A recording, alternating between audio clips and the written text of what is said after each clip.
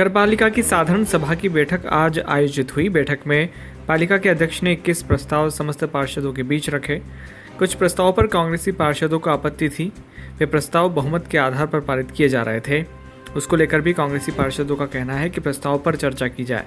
साथ ही कांग्रेसी पार्षद तरुण शर्मा का कहना था कि वर्तमान में शहर बड़ा हो चुका है, बड़ी बड़ी बहुमंजिला इमारतें खड़ी हो गई है।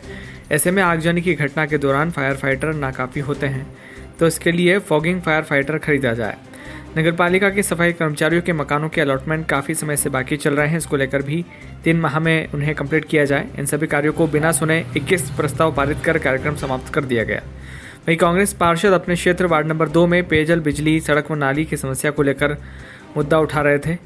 पार्षद पिंकी सोनी का कहना था कि ये समस्या उनके वार्ड में है, लेकिन शहर के बहुत से वार्ड ऐसे भी हैं जहां ये समस्या है। नगरपालिका को नए नए विकास कार्यों से पहले इन मूलभूत सुविधाओं की व्यवस्थाओं को सुनिश्चित करना चाहिए। साथ ही हर बार की तरह इस बार भी सम्मेलन के दौरान पार्षदों के बीच कहासुनी भी हुई।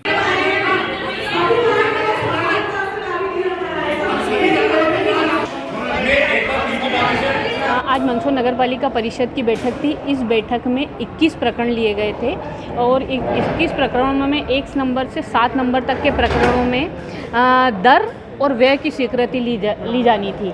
मेरा ये कहना था कि एक तरफ तो हम दर निर्धारित कर रहे हैं, दूसरी तरफ व्यय की स्वीकृति, ये तकनीकी रूप से ये प्रकरण सही नहीं थे। इस संबंध में हमने आपत्ति ली।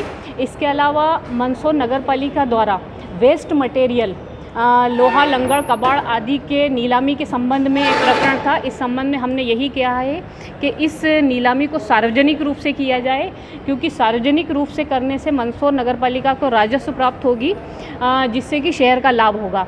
उसके अलावा अन्य प्रकरणों में अभिभाषक की नियुक्ति थी, जिसके संबंध में हमने ये कहा गया कि इसकी समिति बनाई जाए।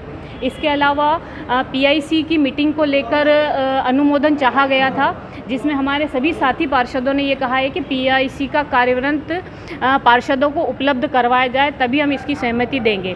इसके अलावा मंदसौर नगर की जो मूलभूत समस्याएं, इसके संबंध में हमारे सभी साथी पार्षद पिंकी सोनी, तरुण शर्मा जी, संगीता गोस्वामी जी, इन सब ने अपने मुखरता से अपने बात की और इन सब लोगों का दर्द यही था कि उनके वार्ड में उनके लोगों द्वारा जो उनको चुना गया है, उनके कामों को हल करवाया जाए। इसी संबंध में सबने अपनी बात कही है, क्योंकि नागरिकों का मूलभूत सुविधाएं देना नगरपालिका का मूल उद्देश्य है। उसके बाद हम बड़े कामों को किया जाए। विरोधाभास की स्थिति बनी थी पार्षदों में विरोधाभास की स्थिति इसलिए बनी थी कि कांग्रेस के पार्षद साथी अपने वार्ड के काम करवाने के लिए जब डाइस पर आकर अध्यक्ष महोदय का ध्यान आकर्षित करवा रहे थे, तब बहुमत के आधार पर उन प्रकरणों को पास कह के आगे बढ़ाया जा रहा था।